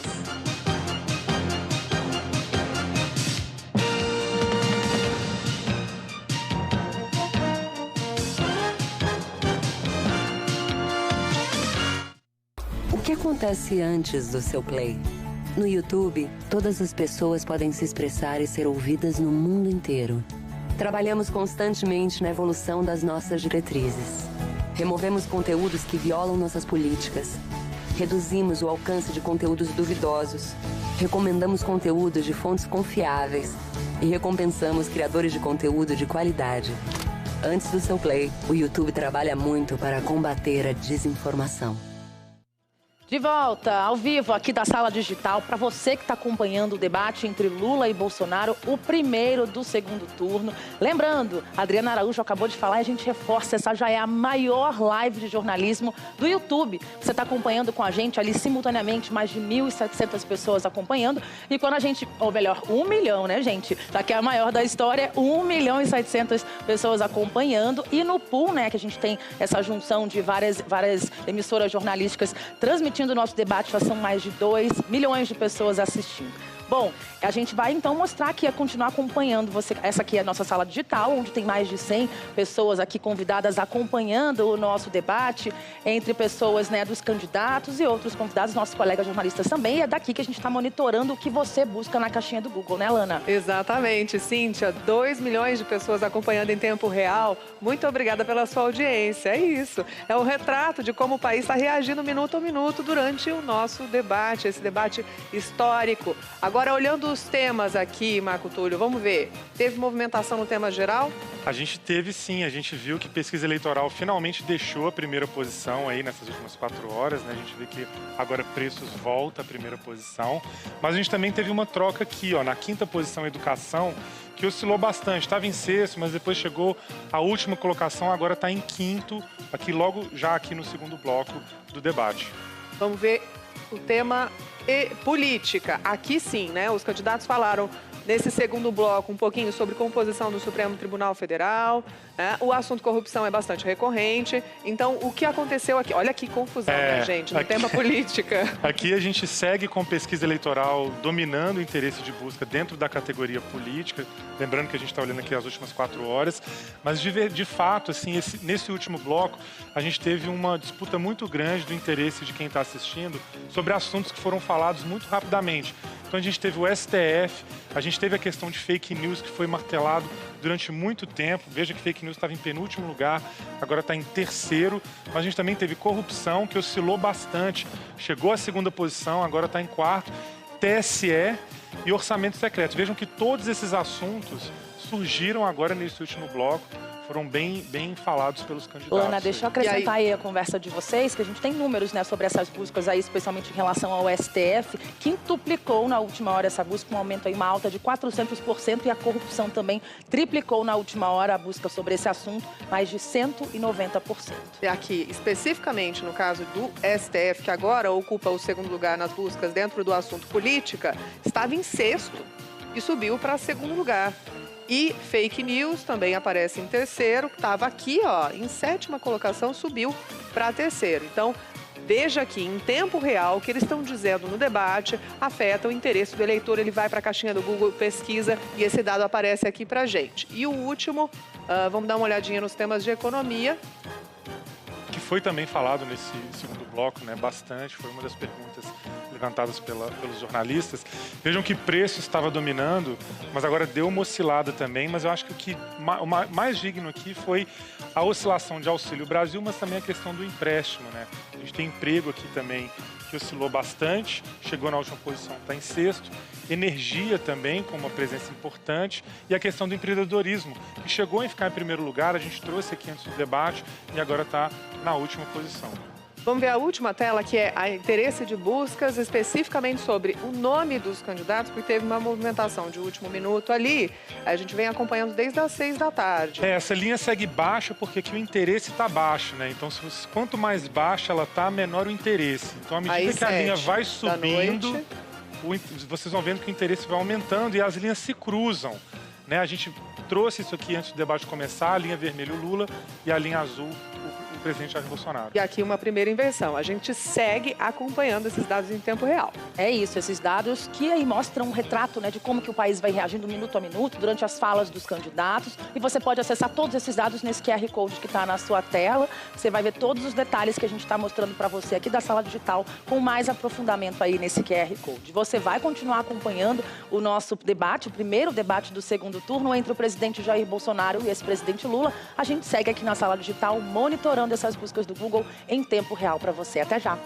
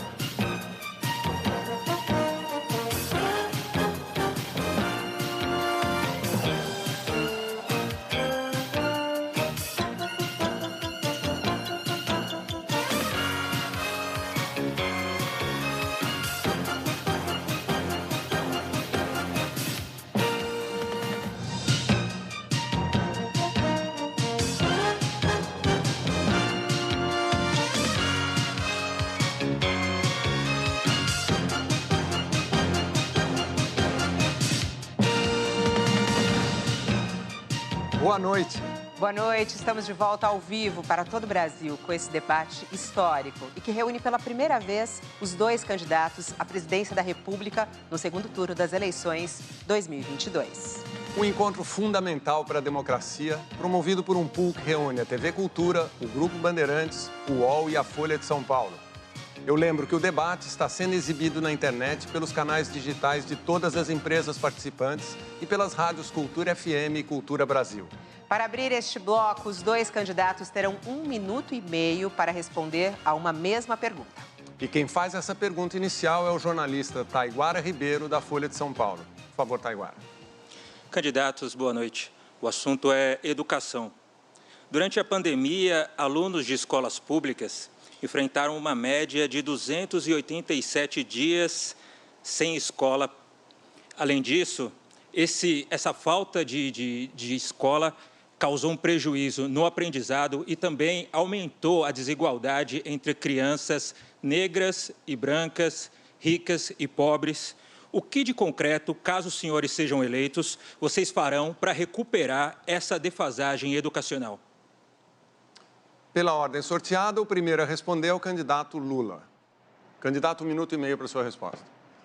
Olha, eu tenho dito já há 3 meses que a primeira reunião que eu quero fazer, na primeira semana de janeiro, são com os governadores eleitos dos 27 estados e também com os prefeitos da capital para começar uma discussão de como recuperar esses alunos que estão atrasados.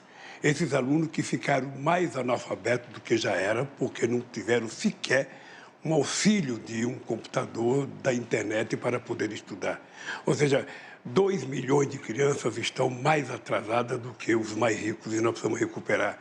E o governo federal, através do Ministério da Educação, vai compartilhar com os governadores e com os prefeitos a responsabilidade de recuperar essas aulas para que esses meninos possam aprender mais.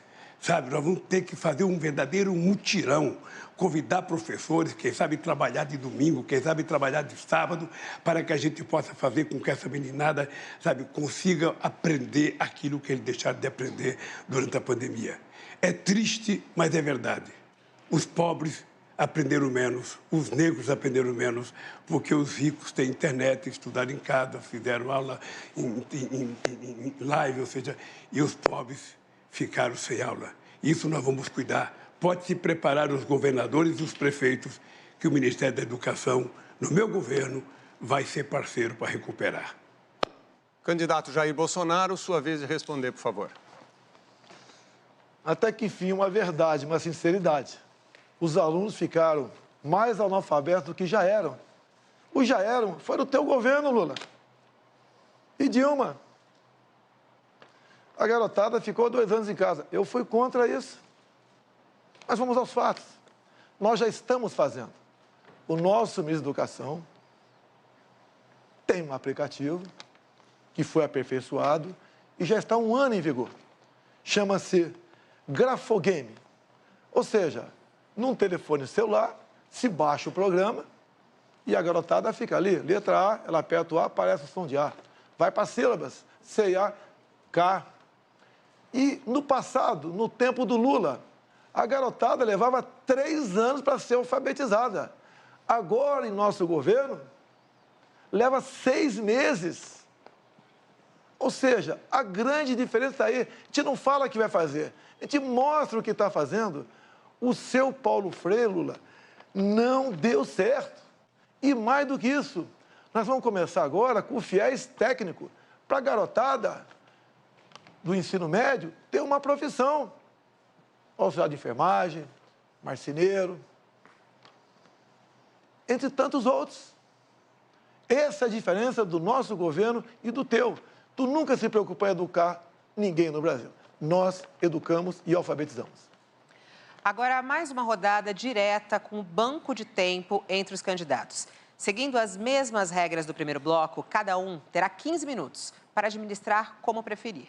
A ordem é invertida em relação ao primeiro bloco. Portanto, quem começa com a palavra é o candidato Jair Bolsonaro. Bom debate, candidatos. Lula, você não respondeu a pergunta do Josias de Souza sobre o Petrolão. Petrolão foi o maior esquema de corrupção da história da humanidade.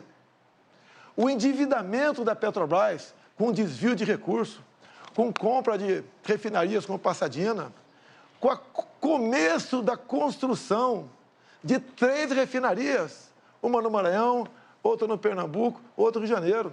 Não concluiu nenhuma, só ali se enterrou 90 bilhões de reais.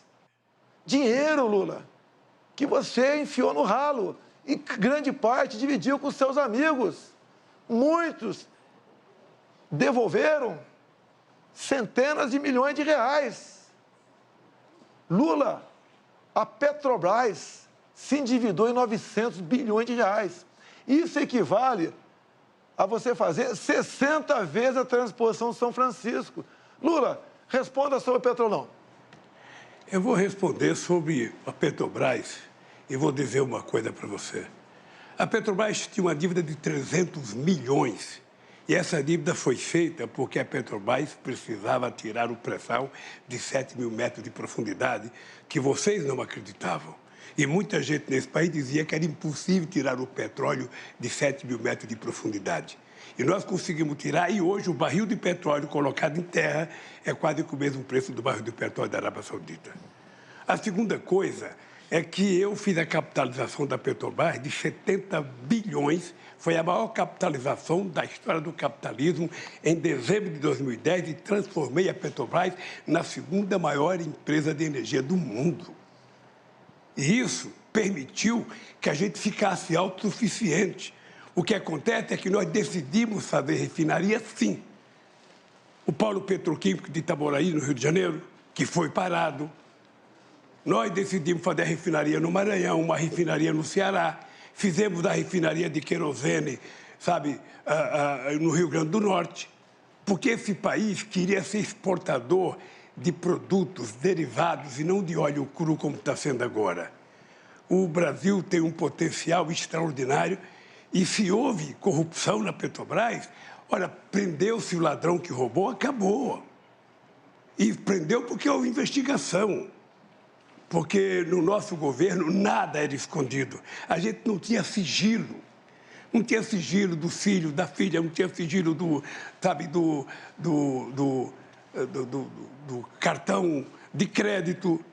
A gente não tinha sigilo das casas, nada, tudo era ali. Era o portal da transparência e era a lei de informação, a lei de acesso à informação, que foram 2 obras-primas que o PT criou para que o povo acompanhasse em tempo real a coisa que foram feitas nesse país. O dado concreto é o seguinte, é que se houve corrupção na Petrobras, não precisava ter quebrado as empresas como foi quebrada as empresas. Você prendesse quem roubou e deixasse as empresas trabalhando, porque foram 4 milhões e 4 mil empregos que se foi para a casa do chapéu. 4 milhões e 400 mil empregos. E, além disso, 270 bilhões que se deixou de arrecadar, deixou-se de se investir e 58 bilhões que se deixou de arrecadar. Esse foi o desastre do Brasil. Esse foi o desastre do Brasil, de uma empresa que poderia estar exportando derivado nesse momento, ganhando muito mais dinheiro do que está ganhando agora. Por isso, meu caro, eu não tenho nenhum problema de explicar o Petrolão, o Petrolinho. Eu quero você explicar a forma sigilosa que você colocou tantas coisas na sua vida. Tudo é motivo de sigilo, tudo é motivo de sigilo, tudo é motivo de sigilo. Você sabe que isso tem perna curta, porque vai acabar. Porque eu vou ganhar as eleições e quando chegar dia 1º de janeiro, eu vou pegar o seu sigilo e vou mandar o povo brasileiro saber por que você esconde tanta coisa. Afinal de contas, se é bom, não precisa esconder. É isso.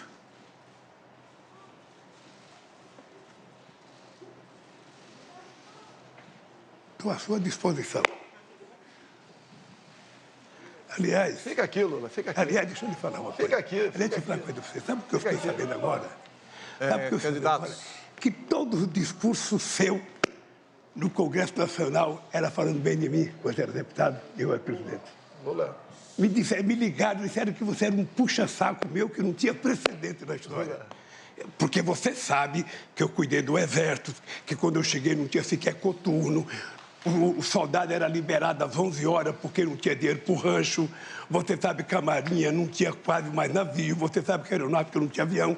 E você sabe que eu cuidei das Forças Armadas com carinho que nem você cuidou das Forças Armadas como eu cuidei, porque eu quero uma Forças Armadas preparada, competentemente armada para defender a soberania brasileira contra possíveis inimigos externos. É isso que eu quero para esse país. É? Lula, se respeitasse as Forças Armadas, você botaria gente competente para ser ministro da Defesa, e não companheiros lá para dentro. Petrobras, Lula, o endividamento foi 900 bilhões. Você começou a fazer 3 refinarias, não concluiu nenhuma. Vocês compraram uma passadina lá fora, uma sucata. Você entregou para Evo Morales, da Bolívia, 2 refinarias nossas, Lula. Pare de mentir. Por que você mente descaradamente? Eu estou falando. É mentira sua. Ah, é mentira? É mentira sua. Mentira. Mentira minha? Mentira. Você não entregou olha ali para aquela câmara que você deve estar com seus filhos ouvindo você e repita. Os meus filhos me acompanham, os seus não. Você, aliás, você não sabe fazer outra coisa, não sei mentir, Bolsonaro. Quando os dois falam, o espectador não consegue entender o que se fala. Itaboraí virou uma cidade fantasma lá no Rio de Janeiro. Estamos começando a recuperar tudo isso aí. Um escândalo sem tamanho. Olha aqui, Lula. Os delatores devolveram 6 bilhões de reais. 1 bi de doses foi para os Estados Unidos, para a Bolsa, que foi prejudicada pela interferência nos preços. Olha aqui, Lula, as empresas que roubaram a Petrobras. Odebrecht devolveu 2,7 bi. SBM 1,3, Andrade Gutierrez 1,4, Braskem 2,8 bilhões, Camargo Correia 1,4 bilhão, OAS 1,9 bilhão, e assim vai, 16 bilhões de reais que as empresas devolveram, somado com 6 bi dos delatores, mais outros quase 6 bi para os Estados Unidos. Só o que foi contabilizado e achado. Esses ladrões devolveram 30 bilhões de reais, fora o que não foi achado. Você vem falar que não houve roubalheira, que você trabalhou para o bem da Petrobras? Não dá nem para discutir. Eu não disse que não houve roubalheira, porque as pessoas se confessaram. Quando o cara confessa o crime, é porque ele cometeu um crime. As pessoas foram lá e delataram. Que houve roubo na Petrobras, pode ter havido. O que eu quero dizer é que para você combater a corrupção, você não precisava quebrar as empresas. Você não precisava fechar as empresas. Na Coreia não fecharam a Samsung, na Alemanha não fecharam a Volkswagen, na França não fecharam a Alstom, ou seja, prendeu-se o dono da empresa e os trabalhadores continuaram trabalhando, a empresa continuou produzindo e as coisas aconteceram. Sabe que o polo petroquímico de Itaboraí estava 85% pronto. Estava 85% pronto. O maior polo petroquímico que esse país podia ter. Está parado. Está parado. Porque se levantou muita denúncia, não se provou metade da denúncia e está lá o polo petroquímico enferrujando, quem sabe, para ser privatizado a troco de banana, como foi feito com o gasoduto brasileiro, que... Lula, sabe por que houve roubalheira? Lula, você sabe por que houve roubalheira na Petrobras, Lula? Porque você entregou para partidos políticos, diretorias da Petrobras. Você fez um leilão em troca de apoio dentro do parlamento. Não minta. Você botava... Não minta que é feito. Candidato Lula, respeita, ele está falando. Grupos partidários. E o pessoal entrava para saquear. E você, com os votos caindo para aprovar suas propostas lá dentro, você se refestelava. Olha o BNDES, Lula. Fala do BNDES. Por que a Venezuela tem metrô e Belo Horizonte não tem metrô? Você entregou 1 bilhão e 60 milhões de dólares para o seu amigo Chávez e Maduro, fizeram o metrô lá fora, deram um cano no Brasil e não tem metrô aqui no Brasil. E parte dessa grana teria voltado para cá ou foi tudo para obra? Não foi tudo para obra. Lula, você tem muito a falar sobre corrupção. Não culpe os procuradores da Lava Jato, os juízes. A responsabilidade pela corrupção no Brasil foi tua. Os números estão aí. O candidato Lula pediu direito de resposta, a comissão vai analisar. O direito de resposta é para dizer o seguinte: o Bolsonaro, ele continua sendo um mentiroso costumaço. Ele sabe que os diretores da Petrobras, inclusive um dos seus chefes da Casa Civil, é do partido que era o diretor da Petrobras, E esse diretor tinha 33 anos de Petrobras. Não era um dia, era 33 anos da Petrobras. Ele foi indicado por competência. Ele foi indicado por competência. Ele já está morto, não dá nem para ficar falando muito dele. Então, o que é importante dizer claramente é o seguinte: as pessoas que foram indicadas pela Petrobras foram indicadas pelo Conselho, porque você sabe que você indica um diretor da Petrobras para o Conselho da Petrobras é quem indica o Conselho. Eu, na verdade, Bolsonaro, eu gostaria de que você, quando viesse aqui na Câmara, você explicasse por que faz 4 anos que você não dá um aumento real para o salário mínimo.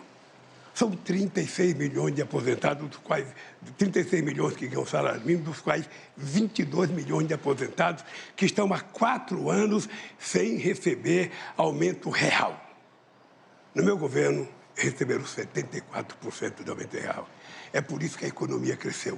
Você sabe quanto que a economia crescia no meu governo? Ela crescia em média 4%. Sabe quanto está crescendo no seu? Menos que 2%.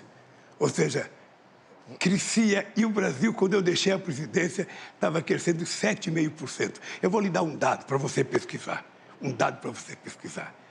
Quando eu deixei a presidência, a indústria automobilística produzia 3.700.000 carros. Hoje ela produz menos que 2 milhões de carros. Menos que 2 milhões. Metade da produção de carro. Quando eu era presidente, a estimativa da indústria automobilística era chegar a 6 milhões de carros. Então, veja, nós estamos com uma economia atrofiada, uma economia, sabe, que você fala que está bombando, só se for, sabe, no seu orçamento, porque para o povo não aparece esse crescimento da sua economia. Lula, quando você fala em Petrolão, não se esqueça, o ministro Joaquim Barbosa, quando proferiu seu voto, mandando para a cadeia vários seus colegas, ele foi bem claro. O único que não pegou o dinheiro da Petrobras foi o senhor Jair Bolsonaro. Dá até uma gaguejada. Ou seja, não me compare com seus amigos corruptos, Lula. Longe disso. Quando você fala em crescimento, você mente o tempo todo. Dá um Google você em casa. Vê quanto foi o crescimento do Brasil em 2015 e 2016. Governo do PT. O Brasil caiu na ordem de 7%. Tinha pandemia naquele tempo? Tinha guerra lá fora? Não. Mas tinha corrupção em abundância no Brasil. Em 2020, o mundo todo sofreu com a economia.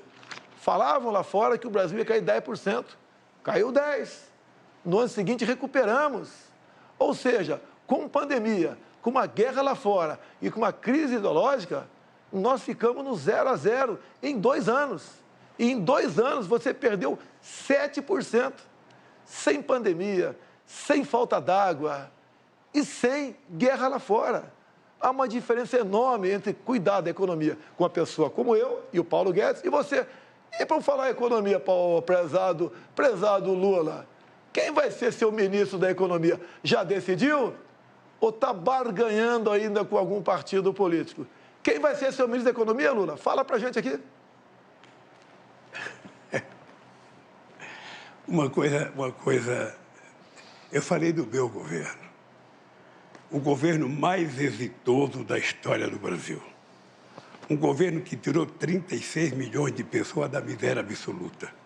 Um governo que colocou 42 milhões do povo brasileiro a um padrão de consumo de classe média. O governo que faz mais universidade na história do Brasil. O governo que mais colocou jovens. Nós pegamos o Brasil com 3 milhões e meio de jovens na universidade, deixamos com 8 milhões de jovens na universidade. O Brasil tinha 140 escolas técnicas, nós fizemos 422 escolas técnicas. Ou seja, nós aprimoramos porque nós tínhamos o melhor ministro da educação do Brasil, que era o companheiro Fernando Haddad. O melhor ministro da Educação, que fez o Fundeb. O orçamento da educação subiu 160% no nosso governo. A gente criou o piso salarial dos professores, porque esse país estava dando um salto de qualidade. O Brasil era a 12ª economia do mundo, chegou à 6ª economia do mundo. Eu não sei se o adversário meu se lembra, eu era o único presidente do Brasil, da história do Brasil, convidado para todas as reuniões do G8 e convidado para 2 reuniões do G20. E por que a gente era convidado? Porque tinha uma coisa que a gente cuidava que você não cuida, que era a questão do clima. Foi no nosso governo o menor desmatamento da Amazônia. Foi no nosso governo. E o seu é o maior todo ano. Vocês estão brincando de desmatar. Vocês estão brincando de abrir cerca, vocês estão brincando de derrubar árvore, vocês vão ver o que vai acontecer com o comércio brasileiro. Porque o brasileiro do agronegócio, que é sério, aquele que quer ganhar dinheiro, aquele que quer exportar, sabe que não pode invadir a Amazônia. Então, nós vamos ganhar as eleições para poder cuidar da Amazônia e não permitir que haja invasão em terra indígena, em garimpo ilegal e muito menos alguém querer plantar milho, soja ou algum outro produto no lugar que nos pode plantar. Nós temos 30 milhões de alqueires de terra degradada que pode ser recuperada para plantar o que quiser no país. Então, eu queria que você explicasse um pouco o desmatamento da Amazônia, da forma irresponsável que está acontecendo agora no seu governo. Então fica aqui que eu explico. Sabe? Pode ficar aqui? Pode. Dá um Google em casa aí. Desmatamento, 2003 a 2006. 4 anos do governo Lula. Depois dá um Google, desmatamento, Jair Bolsonaro, 2019 a 22.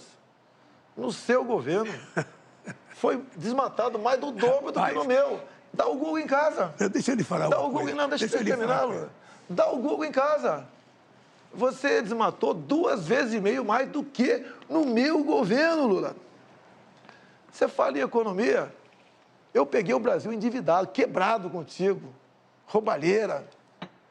Agora, esse ano, o Brasil passou da 13ª para a 10ª economia do mundo. E mais ainda, quando você fala em educação, quem foi que deu o maior reajuste aos professores do Brasil? Você está olhando para ele, Jair Bolsonaro, 33%. Isso é tratar com dignidade dos professores.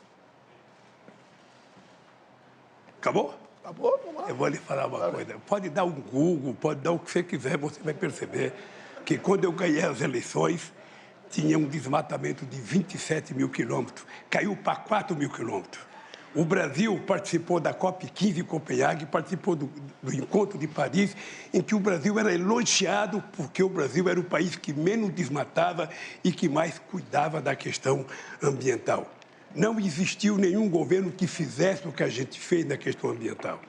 E agora nós vamos fazer mais, porque nós vamos fazer com que, sabe, a agricultura de baixo carbono possa fazer com que o Brasil receba, sabe, quem sabe, muito dinheiro da União Europeia e de outros países por conta do sequestro de gás de efeito estufa que nós vamos fazer preservando a Amazônia, coisa que você não sabe.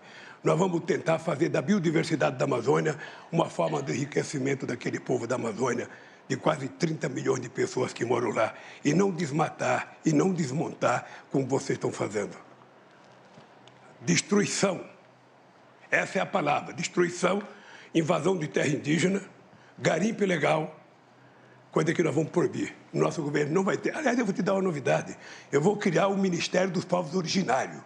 Esse país vai ter o Ministério dos Povos Originários. Os indígenas vão indicar o ministro nesse país. Quanto mais ministério, melhor, né?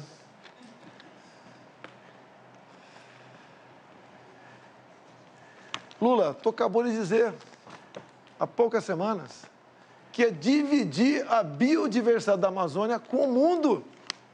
Você já está se curvando ao mundo.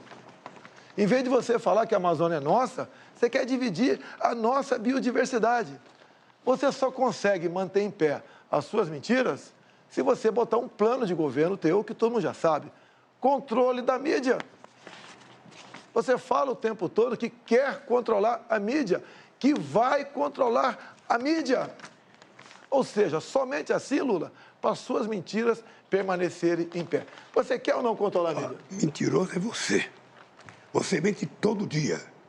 Você mente e desmente, mente e desmente. Você foi obrigado a acordar 1h da manhã hoje para fazer uma live por causa da mentira que você tinha que contar ao povo brasileiro. Você sabe disso. Você deveria ter deitado com a consciência muito pesada com o que você fez. Muito pesada. Porque levantar 1h da manhã para fazer uma live, eu não disse aquilo, eu não fiz aquilo. Quem te conhece sabe o que você fez. Quem te conhece sabe o que você fez. Então, deixa eu lhe falar uma coisa, Bolsonaro. Esse país precisa de gente com muita seriedade para governar. Esse país tem que ter alguém que tenha credibilidade da sociedade brasileira. Esse país tem que ter alguém que garanta estabilidade nesse país. E esse país precisa ter alguém que tenha previsibilidade.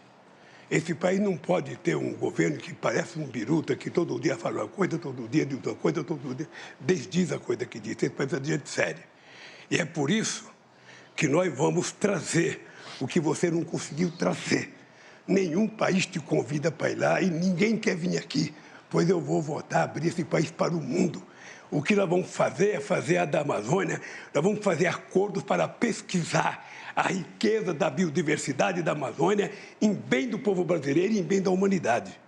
Porque nós precisamos compartilhar o conhecimento científico com outros países para que a gente possa explorar corretamente a Amazônia. Então, Bolsonaro, você sabe o que nós fizemos. Você, sinceramente, sabe que você colocou um ministro que desmatava tudo e dizia que era para abrir cancela para entrar boiada. Você não teve o menor respeito pela Amazônia, o menor respeito. Ou seja, para você o que vale é os caras quebrar, desmatar, invadir, plantar, sabe? O homem de negócio sério não invade. Eu digo para vocês, o homem do agronegócio não invade. Quem invade é bandido. Quem invade está transgredindo a lei e isso vai acabar. Isso vai acabar. Não tem conversa mole.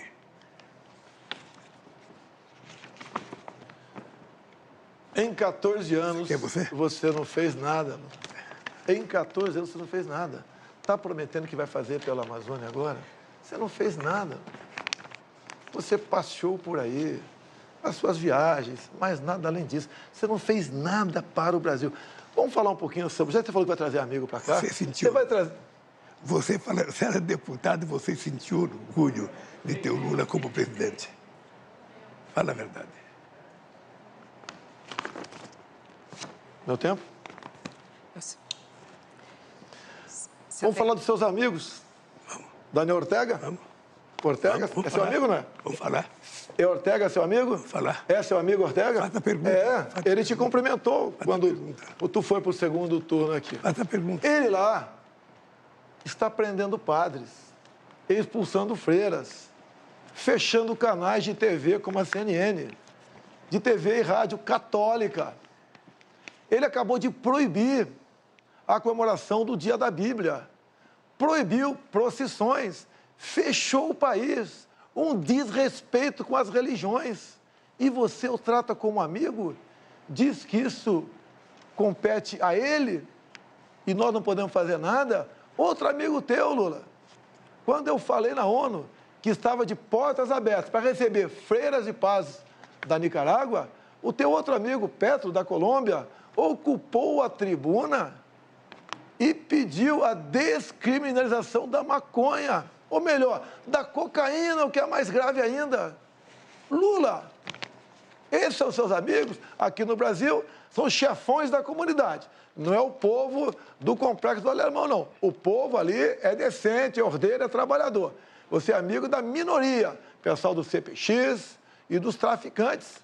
E você agora é amigo também de Ortega e Petro, que pede a descriminalização da cocaína e que prende padres e freiras. É isso mesmo, Lula? Fala sobre o teu amigo aqui.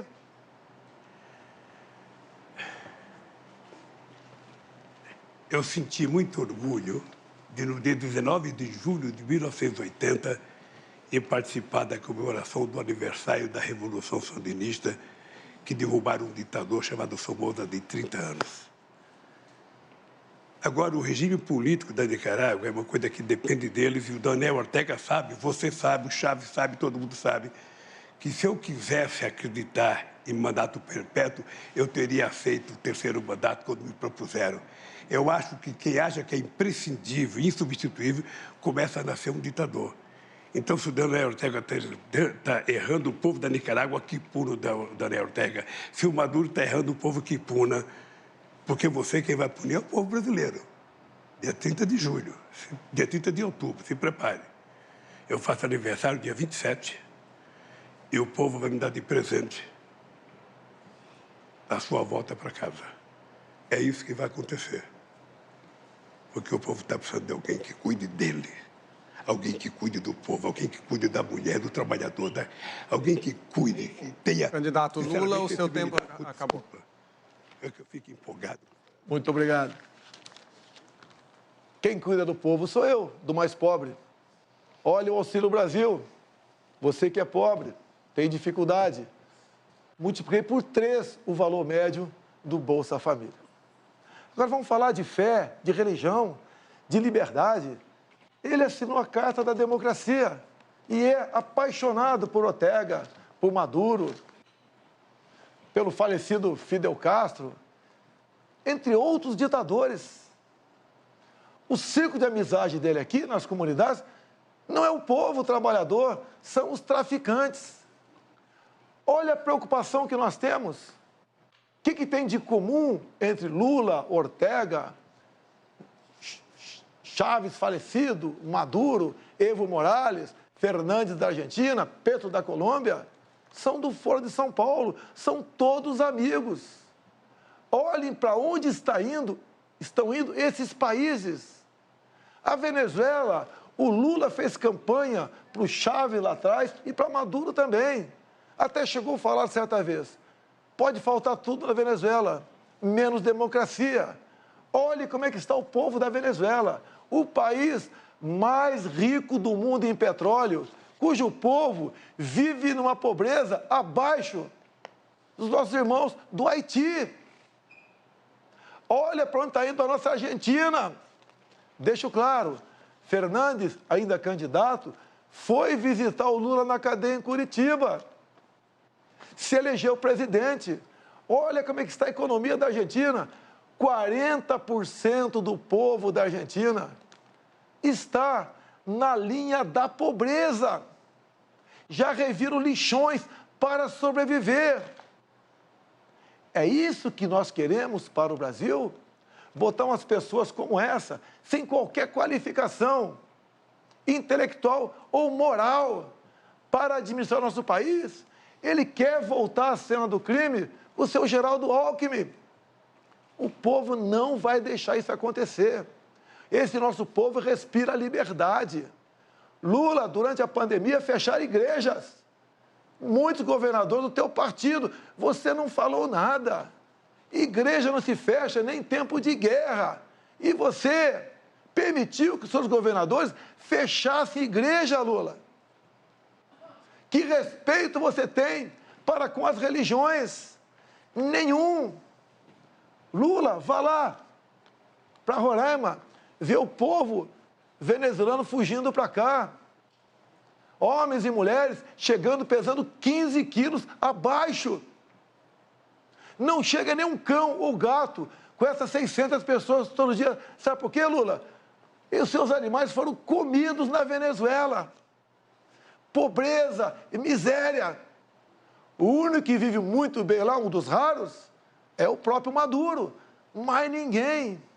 Vejam vocês, relatos de venezuelanos, por que chegaram a esse ponto? Acreditaram nas mentiras, nas propostas mirabolantes.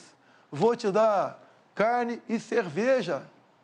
Se você estava tão preocupado com o pobre assim, como disse que está, Lula, por que o Bolsa Família começava com R$ 42 por mês para uma família? Média R$ 190. Se o Brasil está tão bem na economia, como você disse que estava, por que tu não pagou? Um Bolsa Família melhor, digno do povo brasileiro.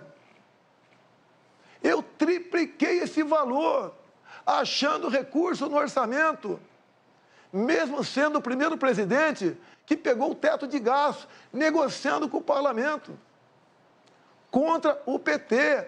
Se dependesse do PT, você aí de casa, você que hoje recebe o Auxílio Brasil de R$ 600, estaria ganhando Bolsa Família de R$ 40 a R$ 190. Uma vergonha. Uma pessoa que se gaba da sua economia, pagar isso para você, meu irmão, pobre. Sabemos da sua dificuldade, sabemos do seu sofrimento. Sei que você levanta de madrugada para ir trabalhar. E repito aqui, por que só poucas cidades brasileiras, capitais, têm metrô? E na Venezuela tem com dinheiro nosso. Por que nas outras capitais não tem? Esse cara manda dinheiro para fora, porque parte volta para o bolso deles, da turma dele. Lá fora, Cuba, Venezuela, não tem TCU, não tem CGU, não tem fiscalização de nada. Vivíamos, como disse Gilmar Mendes há pouco tempo atrás, numa cleptocracia. Um país governado por ladrões. Quem disse foi o Gilmar Mendes. E também Barroso disse semelhante. Roubaram tudo o que quiseram. Diz Barroso. Tem prova, contraprova, dinheiro, conta bancária. Lula, você devia ficar em casa, Lula. Ficar em casa, curtindo a vida e não querendo voltar à cena do crime. Lula, tu é uma vergonha nacional. Os pedidos de direito de resposta foram analisados pela comissão. Um deles foi aceito. O candidato Luiz Inácio Lula da Silva tem direito a 1 minuto a mais a partir de agora. Eu, na verdade, deveria ter direito a dois direitos de resposta. Porque eu fui agredido várias vezes, com mentiras. Então, é importante que o juiz julgador do tempo de resposta, sabe, vou entrar com recurso do Supremo Tribunal que discute. Deixa eu dizer uma coisa para você, Bolsonaro. Você continua descaradamente mentindo. Descaradamente. Sabe, porque, efetivamente, eu vou voltar a governar esse país porque precisa de alguém que cuida dele. Porque o povo não quer alguém que compre 51 imóveis com dinheiro vivo. O povo não quer ninguém que gaste 36 milhões de reais no cartão, sabe, para comprar coisa para o Palácio. O povo não quer mais rachadinha. O Queiroz está até hoje escondido, ou seja, votar a cena do crime, o Lula vai votar a cena de cuidar do povo brasileiro, porque o povo precisa de alguém que cuide dele e você sabe que eu sei cuidar do povo. A partir de agora, vamos às considerações finais. Antes, o presidente Jair Bolsonaro pediu o direito de resposta. A comissão julgadora está analisando. Daqui a pouquinho a gente traz a resposta da comissão. Não foi concedido. Acabou de ver o resultado, não foi concedido o direito de resposta. Vamos às considerações finais, então, a partir de agora. Pela ordem de sorteio, quem começa é o candidato Jair Bolsonaro. Sorteio 1 minuto e meio, candidato. O que eu quero para o meu país? Primeiro, eu quero um país livre. Um país onde seja respeitado a liberdade de expressão. Um país onde você possa ir com segurança para casa, possa trabalhar, possa ter a certeza que teu filho vai para a escola e não vai ser cooptado, ensinado para ele coisas que os pais não querem em casa. A tal da ideologia de gênero. Não queremos que os nossos filhos, ao irem para a escola, frequentem o mesmo banheiro. Essa é a política do lado de lá. Nós queremos um país sem drogas. O lado de lá quer liberar as drogas. Somente uma pessoa que não sabe a dor de um pai ou de uma mãe sabe o que é ter um filho no mundo das drogas. Não, nós não queremos liberar as drogas. Nós somos cristãos em 90%. Nós respeitamos a vida desde a sua concepção. Não ao aborto. Sim à propriedade privada. Não ao MST invadindo terras.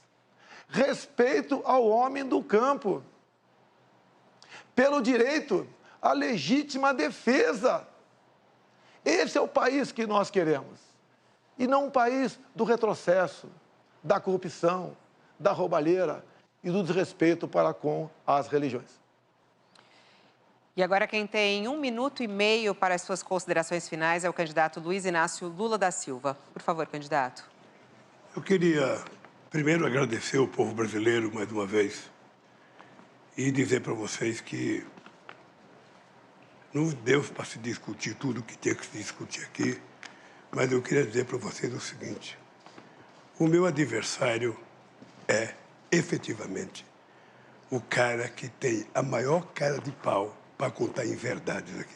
Primeiro, quem aprovou a lei em 2003 de liberdade religiosa foi esse que vos fala. Quem defende a democracia e a liberdade sou eu. muito mais do que ele, que é um pequeno ditadorzinho, que quer ocupar a Suprema Corte, diz todo santo dia que quer colocar os dele no ministério, na Suprema Corte. Eu não. Eu quero governar esse país democraticamente, como já governei 2 vezes, dando prioridade aos problemas do povo brasileiro, dando prioridade a cuidar do povo, porque tem 33 milhões de pessoas passando fome. Esse país, que é o maior produtor de alimento do planeta Terra, esse país tem 31 milhões de pessoas passando fome. Esse país, que é o maior produtor de proteína animal do mundo, as pessoas estão na fila do osso. E quando eu falo do churrasco, é porque nós vamos voltar a consertar esse país e vamos voltar no final de semana a comer um churrasquinho e tomar uma cerveja. Ele fica doido, porque só ele pensa que ele pode. Nós podemos e vamos querer comer um churrasquinho. Durante a fala do ex-presidente Lula, o candidato Bolsonaro pediu direito de resposta, a comissão analisou e foi negado. Termina aqui este primeiro debate entre os candidatos à presidência da República nas eleições de 2022.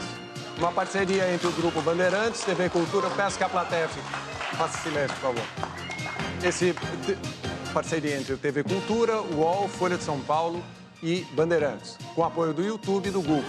Eu aproveito para lembrar que este debate bateu o recorde de maior live jornalística do YouTube em toda a sua história.